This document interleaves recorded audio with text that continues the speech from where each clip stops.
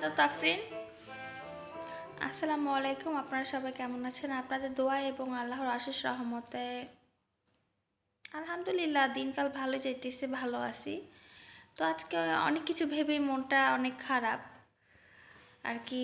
আমি অনেকেরই ব্লগ দেখি, ছোটোখাটো মানে সারাদিনই টুকিটাকি অনেকেরই ব্লগ দেখি, আমাদের বাংলাদেশে যারা ব্লগার আর কি। তো এর মধ্যে আমার অন্যতম পছন্দের ফ্যামিলির দিক থেকে মানে অনেকে আছে না, ফ্যামিলি পুরো ফ্যামিলিতেই ব্লগ করে। তো পুরো ফ্যামিলির মধ্যে দেখা যাচ্ছে যে বাপ্পি, তিশা, তিশা আপু, বাপ্পি ভাইয়া, তারপরে হলো তানজিলা, ওদের ব্লগগুলো আমি অল টাইম দেখি।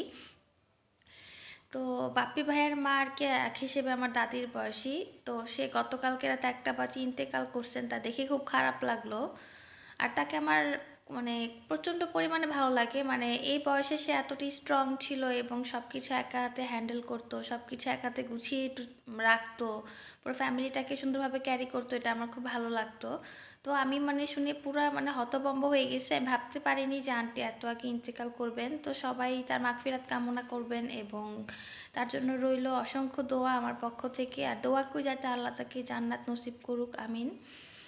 তো হঠাৎ করে যা আমি দেখলাম ব্লগে, দেখে মনে হলো আপনাদেরকে শেয়ার করা উচিত। শুনে খুব খারাপ লাগছে। আর দ্বিতীয়ত খারাপ লাগার সবচেয়ে বড় কারণ ওনার পার্সোনালিটি খুবই স্ট্রং ছিল এবং উনি খুব সুন্দরভাবে সব কিছু গুছিয়ে চলাফেরা করতো। আর সে নিজের উপর খুবই আত্মনির্ভরশীল ছিল। তো সব কিছু মিলিয়ে সে মানে তার মৃত্যুবরণে আমি খুব গভীরভাবে শোকাহত, আমার খুবই খারাপ লাগতেছে। আর আমি মুখ দিয়ে বললেও হয়তো বা যার মা মারা গেছে তার ঘাটতি কখনোই পূরণ হবে না। যার চলে যায় সেই বুঝতে পারে যে হারানোর যন্ত্রণাটা আসলে কীরকম। তো যাই হোক, মানুষ মরণশীল, মানুষের মৃত্যু হবে। আমি এখন মারা যেতে পারি, আবার বাঁচতেও পারি। সব কিছু আল্লাহর ইচ্ছা, আল্লাহ যখন যা করে মানে আল্লাহর ইচ্ছাতেই সব কিছুই দুনিয়াতে হচ্ছে এবং হয়। আল্লাহর ইচ্ছা ছাড়া একটা গাছের পাতাও নড়ে না। তো আল্লাহ যা করে বান্দাদের ভালোর জন্যই করে, এটাকে মেনে নিয়ে সামনে আমরা এগিয়ে যেতে পারলে আমরা সুখী। তো আজকের এই ব্লগটি এখানেই শেষ করতেছি। মানে আমি এখনও মানে বিশ্বাস করতে পারতেছি না। আমি কয়েকদিন আগে ওনাকে দেখলাম যে উনি জীবিত, কি সুন্দর মানে সচলভাবে রান্না করতেছে। মানে তিশা আপু ছিল বাসায়, যখন বাসায় ছিল। তো সব কিছু মিলিয়ে খুব খারাপ লাগতেছে।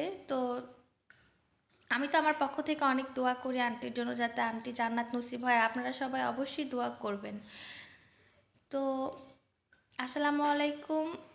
মনটা আর কি খুব খারাপ লাগতেছে। মানে কিছু কিছু পছন্দের মানুষ থাকে, দু একজন যাদের আচার ব্যবহার দূর থেকে দেখলেই ভালো লাগে। তো আমার তার পার্সোনালিটি, তার চলাফেরা, তার সকল কিছু আমার খুব পছন্দ ছিল এবং খুব ভালো লাগতো। সকল কিছু মিলিয়ে খুব খারাপ লাগতেছে। তো আজকের মতো বিদায় জানিয়ে এখানেই শেষ করতেছি।